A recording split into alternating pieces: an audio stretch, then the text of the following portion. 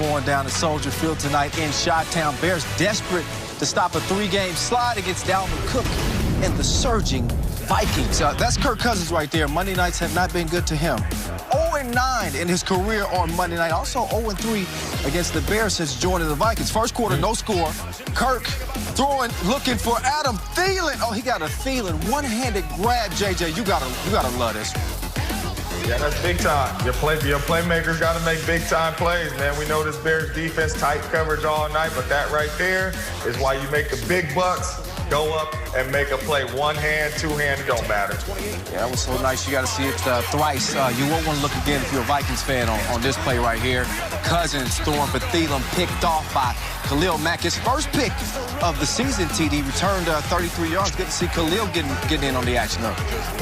Yeah, unlike Thielen right there. He knows he's about to get a hit, and he kind of took his focus off the catch, and Khalil Mack made the play. As you know, Matt Nagy gave up play calling duties to offensive coordinator Bill Lazor in this game. And not a whole lot changed for this Bears offense. You see Nick Foles sacked by Eric Wilson here. Bears would trail 7-6 at half. Third quarter we go. Bears receiving on the opening kick of the second half. This is dude named Cordero Patterson. Used to play for the Vikings. They know all too well that he can do this to you. Hit him with the hezzy. He's out of there, JJ. Tail lights. Bye-bye.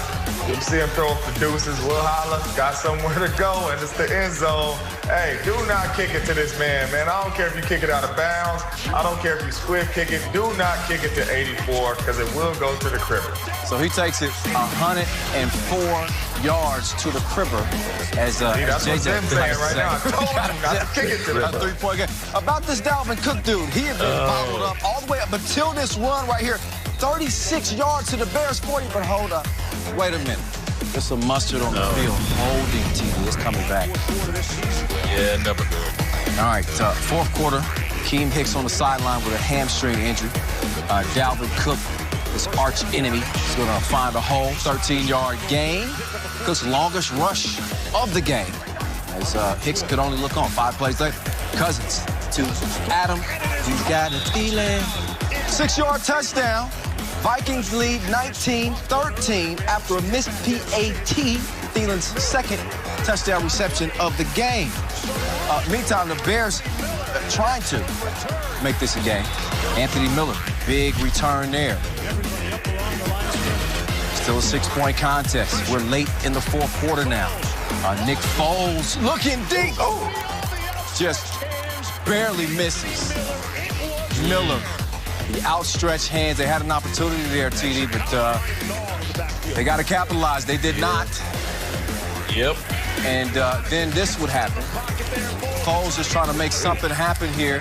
You can see under 40 seconds to play in this game. This was ruled an incomplete pass, but this, a late development in this game. Foles down, had to be helped off of the field. You see him holding that shoulder. This has been a Bears quarterback room that has already been beat up with injuries. Mitch Trubisky out with a shoulder injury as well. So gonna be interesting to see how the Bears rectify that quarterback situation. They lose it tonight. Their fourth straight after a 5-1 start. 19-13. The Vikings are now rolling into NFC North as they win their third straight after a 1-5 start. All right, before we get into the game, guys, obviously a huge development towards the end of the game there. You see Nick Foles go down, had to leave the field on a cart, JJ, shoulder injury. What are your impressions of what happened on the play? I mean, you hate to see stuff like that happen, man, especially at the end of a game where he's trying to make a play. But, I mean, this is your starting quarterback. I mean, Mitch Trubisky is already, nursing an injury, so who knows what, he'll be in the next couple weeks. So, I mean, this right here is huge, and we're already talking about a struggling Bears offense. You do not want to go to your third-string quarterback to try to put up some points. So this is big, man. I hope Nick Foles is okay. I hope it's nothing serious, and I hope he's able to bounce back. But if he is hurt, man, they better hope that Mitch can really come out there and play and really give them something, because a third-string quarterback will really hurt this Bears team chances right now to make a run. Well, JJ, the offense didn't look any different to me tonight with Bill Lazor calling the plays. I'm sorry. I just don't know what was going on. I think the first series we saw them use Cordero Patterson in the backfield. We saw him use him at the quarterback position. He played wide receiver. He was all over the place in the first couple of drives. And then it just kind of became a stagnant offense. Didn't look creative to me. I just don't know what you do. Even if you have to go, I think it was Tyler Bray who came in at the end to fill in. I just don't know what looks different. And if Nick Foles were to stay in there, I don't know. Were you encouraged by what you saw tonight? Because I certainly wasn't encouraged by what I saw tonight and the future of this offense. So they're in a world of hurt right now. They just can't seem to figure things out. I at first thought that they didn't have enough playmakers, but they have playmakers on that offense. They have Miller. They have Robinson. They have guys that can get it down. Mooney, their rookie. They have guys to make plays. They just don't have the signal caller, and they don't have the quarterback to deliver the goods to these people. So they're in a world of hurt right now. The Bears, I don't know how it gets any better from here. It's going from this point going forward because it just don't seem like they're going to be able to figure things out. Yeah, Bears in a world of hurt. Meantime, the Vikings are trending upwards. Some reaction, though, to Nick Foles' injury. Former teammate Torrey Smith chiming in on Twitter. He tweets this, says, prayers up for Nick. And I think we all echo those sentiments, hoping that he has a speedy recovery. We'll be letting you know exactly what that injury is and its extent as we continue to find out more information. But back to the team that had actually won this thing tonight, TD. The Vikings got it done. It wasn't pretty. It wasn't a big game by Dalvin Cook. Kirk Cousins didn't look great, but they got a win, and they're moving in the right direction. Yeah, but that's the beauty of playing on this level. All wins aren't going to be nice, but you can take a win when you play up against a team that, you struggle running a football against them. Dalvin Cook only averaged 27 yards versus the Bears and 3 times playing against them. And look, tonight, he had 90 yards rushing. They didn't abandon the game plan. They ran the ball. They had balance in the offense. Cousins was efficient. Yeah, they made some mistakes in the offense, right? Rudolph had the fumble.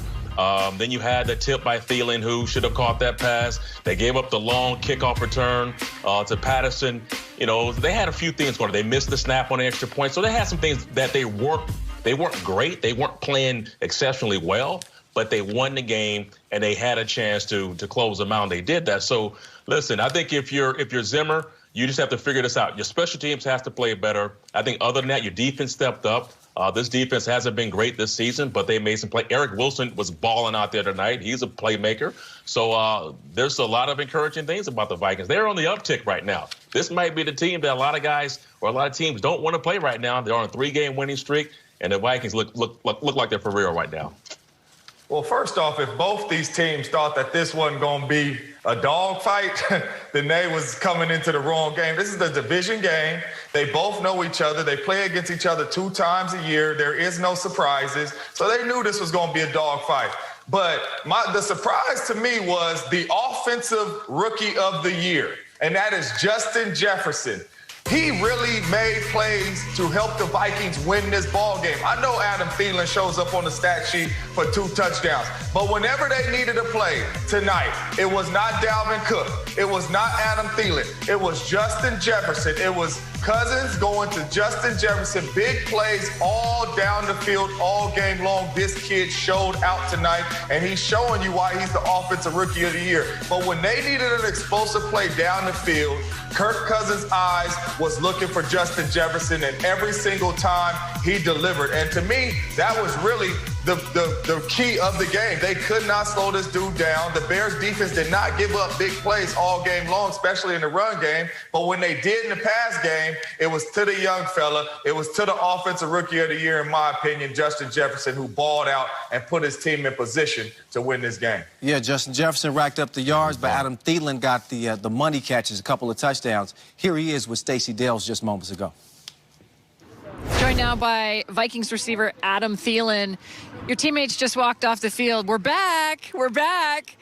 Man, you guys have won 3 in a row. What's been the difference? You know, just thankful for these teammates, man. It's just, it's unbelievable the way that everybody just goes to work. You know, when things were tough, guys didn't care. I mean, we were fighting, we were having fun in the locker room, we were having fun in practice, and we were working, and that stuff pays off. And thankful for my teammates. Yeah, it showed up, and this has been a tough place, Adam, for you guys to win. You haven't won here since, I think, week 5, 2017. I know there's no fans, right? But why is it tough to win here, and how important was this one for your group? Yeah, I mean, they always got a great defense. They always play really well at home.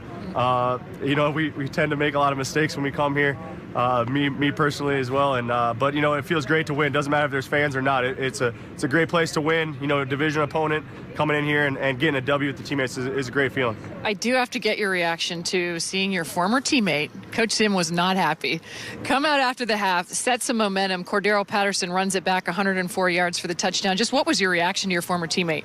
Yeah, you know, weird feelings because that was my roommate. We came in together. Love that guy. Obviously, wish the best for him, but not against us.